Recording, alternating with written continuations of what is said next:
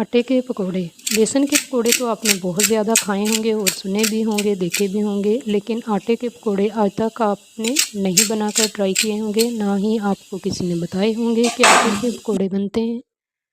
ये गंदम का आटा है जिसको हम रोज़मर्रा में इस्तेमाल करते हैं, रोटी बना के खाते हैं। आप ज़रूर गंदम के आटे के पकोड़े बनाकर ट्राई कीजिएगा, बहुत ही मज़ेदार और क्रिस्पी बनते हैं। जिसके लिए हमें चाहिए आलू, प्याज। आलू 1 पाव तकरीबन, प्याज भी 1 पाव, जो कि मैंने कट के अच्छी तरह से वॉश कर लिया है। इसके बाद अब मैं धनिया कट कर रही हूँ। धनिया को मैंने कट कर लिया है। अब मैं बारीक बारीक चॉप करूँगी हरी मिर्चें। अब मैंने एक बर्तन ले लिया है जिसके अंदर मैं शामिल करूँगी आम रोटी बनाने वाला आटा, जिसकी हम रोज़मर्रा में रोटी बनाते हैं, 1 प्याली। इसके बाद मैं शामिल करूँगी 1 पाव आलू जो मैंने काट कर रखे थे, 1 पाव प्याज जो मैंने पहले से कट करने के बाद अच्छी तरह से वॉश कर लिया था, ये भी मैंने शामिल कर दिया है। अब मैं शामिल करूँगी इसके अंदर हरा धनिया जो कि मैंने कट किया था, अब मैंने वो भी शामिल कर लिया है।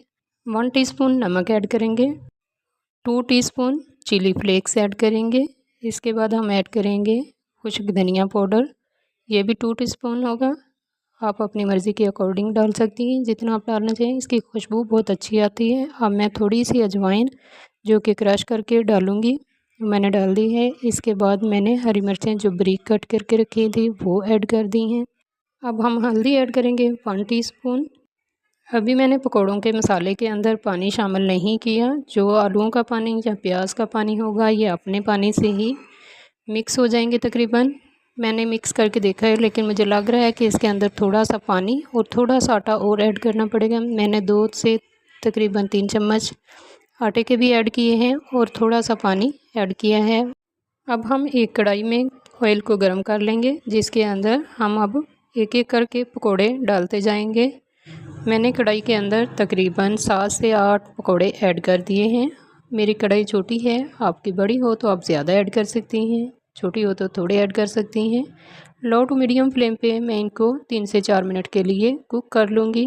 पकोड़े तकरीबन कुक हो चुके हैं, अब मैं इनको डिश आउट कर लूँगी। बहुत ही ज़्यादा क्रिस्पी बने हैं और ये यमी टेस्टी होते हैं, आप ज़रूर बनाकर ट्राई कीजिएगा। आपने, मुझे लगता है कि इससे पहले कभी आटे के यानी खालस आटे के जिससे रोटी बनती है कभी पकोड़े नहीं बनाए होंगे, ज़रूर बनाइएगा। बनाकर कमेंट बॉक्स में मुझे बताइएगा कि आपको ये आटे के पकोड़े कैसे लगे हैं, आपसे क्रिस्पी बने हैं, कैसे बने हैं। माशाल्लाह बहुत ही ज़्यादा क्रिस्पी बनकर तैयार हुए हैं।